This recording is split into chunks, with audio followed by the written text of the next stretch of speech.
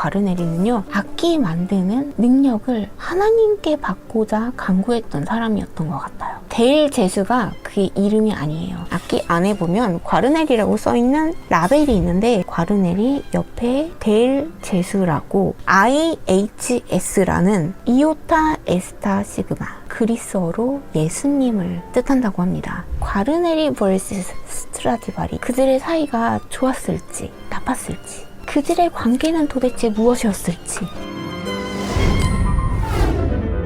지혜의 콘서톡.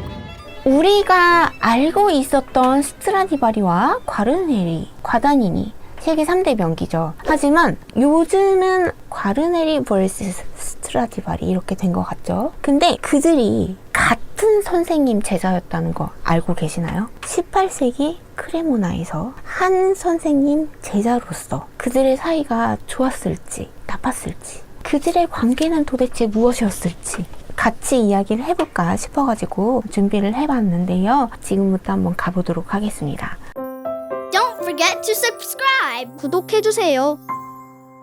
때는 바야흐로 17세기 말쯤에 아마티라고 하는 가문이 있었습니다. 아마티라고 하는 가문에서 바이올린이라는 게 이 비올이라고 하는 악기에서부터 발전이 되었어요. 지금 이 악기의 예전 모습이에요. 근데 아마티 가문에서 지금의 이 바이올린의 곡선, 모습, 무게, 두께, 이런 물리적인 생김새가 완벽하게 세팅이 되어버리는 제자 2명을 배출을 하게 됩니다. 스트라디바리와 과르네리라는 이 두 사람이 아마티라는 같은 선생님의 제자였고 같은 시대의 사람이었습니다. 아마티 가문은 아버지 때부터 시작을 했지만 그 아들에 이르러서 천재적인 바이올린 제작자가 나왔던 거고, 근데 아마티 때에 사건이 생겨요. 뭐냐면 그때 전쟁이 도발을 합니다. 그리고 그 전쟁에 이기기 위해서 이탈리아에 일부러 전염병을 퍼뜨려서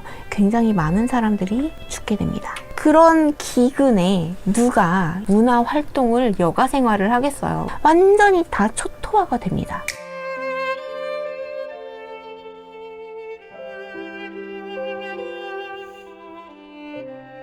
그때 아마티 형제는 살아남았어요. 그래서 그 가난과 전쟁 속에서도 아마티 아버지의 제자로서 아들 아마티가 바이올린 제작자로서의 꿈을 버리지 않고 꽃을 피워온 거죠. 그러다가 17세기에 접어들면서 기근이 거쳐지고 부유층만이 가능했던 여가 생활이 대중들에게도 확산이 되기 시작합니다. 그러면서 이태리의 한 도시예요. 크레모나의 가난과 전쟁 속에서 살아남은 사람들이 보복 심리로 이제 살만하니까 사람들이 너도 나도 바이올린, 이 악기, 그때는 이게 놀 도구였던 거예요. 놀이를 할 수 있는 인스트루멘트가 도구였던 거죠. 그러니까 당시에 이제 비올이라는 악기에서 우리 아마티 할아버님께서 비올이라는 악기를 이렇게도 만들고 어떤 데는 이렇게 만들고 막 중구난방이었어요. 근데 표준을 제시합니다. 그래서 아마티 가문에서 이제 사람들이 너도 나도 이 악기 좀 달라고 주문이 막 엄청 상승을 해요. 그러니까 아마티가 이걸 다 혼자서 감당을 못하니까 어시스트를 둔 거죠. 그 중에 제일 유명한 게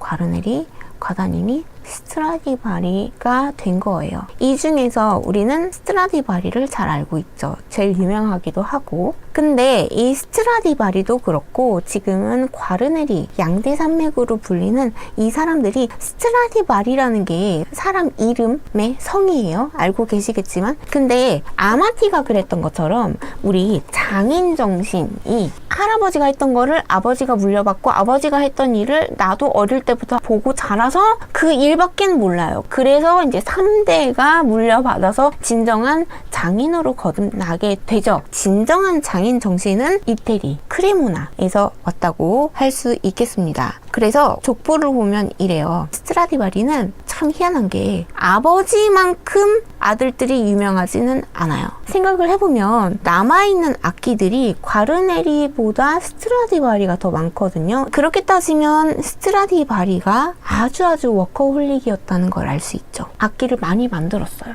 허구한 날 작업실에 있으면서 악기만 만들었다는 뜻이에요. 그러니 아들에게 가르쳐주고 그 기술을 물려줄 만큼의 여유가 없었나 봐요. 그래서 아들들이 만든 스트라디바리는 안 유명해요. 반면에 과르네리 자녀들은 밑으로 내려갈수록 더 진품 명기들을 만듭니다. 그래서 가장 어렸던 과르네리 델제스가 유명한 악기들을 생산을 해내게 됩니다.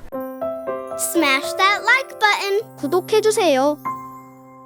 근데 지금부터 이제 이야기를 해드리려고 하는 이 과르네리 명기들은요, 당시에 그 유명한 과르네리 델 제수는 악기 제작 연도를 보면 그렇게 멀리 떨어져 있지가 않죠. 1740년도에 과르네리 델 제수가 만든 악기와 스트라디바리가 만든 악기들, 1707년도, 이건 1721년, 이때의 스트라디바리와 과르네리 델 제수 거의 라이벌 관계였습니다. 과르네리와 스트라디바리에 결정적인 차이가 있었어요. 뭐냐면 당시에 스트라디바리는 귀족들한테 좀 암암리에 전해져서 약간 명품, 브랜드 가치라고 하는 게 있죠. 애플, 삼성 막 이런 브랜드 가치가 있는 것처럼 스트라디바리는 명품, 고퀄리티 막 이렇게 해가지고 부자 사람들이 많이 주문을 해서 제작을 했습니다. 그런 반면에 과르네리는 농부들, 약간 그런 사람들이 썼어요. 과르네리 악기들을. 근데 결정적인 사건이 생깁니다. 당시에 스트라디바리가 월등히 브랜드 가치가 높은 메이커였어요. 근데 결정적으로 과르네리가 머리를 씁니다. 당시에 니콜로 파가니니가 동시대 사람이에요. 니콜로 파가니니가 리보르노 극장에서 연주를 하게 된다는 소식을 듣습니다. 과르네리가 니콜로 파가니니에게 자기 악기를 선물해줘요. 요즘 말로 하면 협찬이죠. 근데 이 악기를 해보니까 너무 좋은 거예요. 내가 하려고 하는 소리가 다 나고 파워가 있어요. 그러니까 파가니니가 이 악기를 애용하기 시작합니다.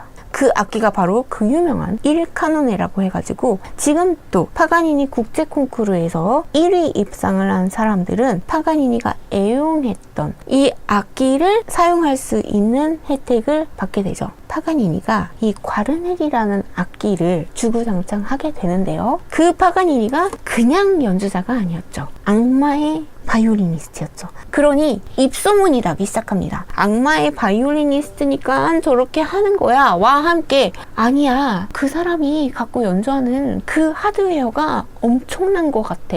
그 누가 만든 거야? 알아보니 과르네리라는 사람이 만든 거를 갖고 사용을 한대. 그러니 그때부터 과르네리 델 제수의 인기가 급상승하게 됩니다. 근데 그 과르네리는요, 악기 만드는 능력을 하나님께 받고자 간구했던 사람이었던 것 같아요. 그걸 왜 확신하냐? 델 제수가 그게 이름이 아니에요. 지금으로 말하면 바르톨로메오 조셉이라고 할 수 있죠. 그게 그 사람의 이름이었는데 악기 안에 보면 과르네리라고 써있는 라벨이 있는데 과르네리 옆에 델 제수라고 이태리어로 번역을 한 건데 IHS라는 그리스어예요. 이오타 에스타 시그마, 그리스어로 예수님을 뜻한다고 합니다. 그렇게 십자가와 함께 IHS를 꼭 박아 넣었어요. 그래서 지금 또 과르네리의 악기가 스트라디바리를 제치고 정경화 선생님도 그렇고요. 스트라디바리를 쓰다가 매우 많은 사람들이 과르네리로 갈아탑니다. 파가니니도 스트라디바리를 3대인가 갖고 있었어요. 그렇게 하다가 과르네리로 갈아탔죠. Don't forget to subscribe. 구독해주세요. 과르네리의 악기가 명성을 얻게 된 계기에는 파가니니가 엄청난 역할을 해줍니다. 그래서 과르네리와 스트라디바리의 라이벌 관계가 은연중에 생겨나기 시작했죠. 근데 이 라이벌 관계라는 게 나쁜 것만은 아닌 것 같아요. 라이벌 관계가 있었기 때문에 스트라디바리가 그렇게 많은 악기를 만들어낸 것이 아닐까. 과르네리가 스트라디바리가 있었기 때문에 나이가 들면 들수록 더 나은 악기들을 만들 수 있었던 것이 아닐까 하는 생각을 해볼 수 있을 것 같습니다. 어쨌든 악기들이 참 신기하게도 18세기 그 당시에 과르네리와 스트라디바리 동시대 인물이 살았던 그 시대가 끝남으로 인해서 그 이후에 21세기가 되도록 아직도 이렇게 명기들이 태어나질 않고 있어요. 그러니 사람들이 추측을 하죠. 그때 그 악기와 지금의 악기가 뭐가 다를까? 많은 추측들이 있는데 아무도 진정한 비밀은 찾지 못했기 때문에 지금 21세기판 스트라디바리와 과르네리가 탄생하지 못하는 이유가 있겠죠.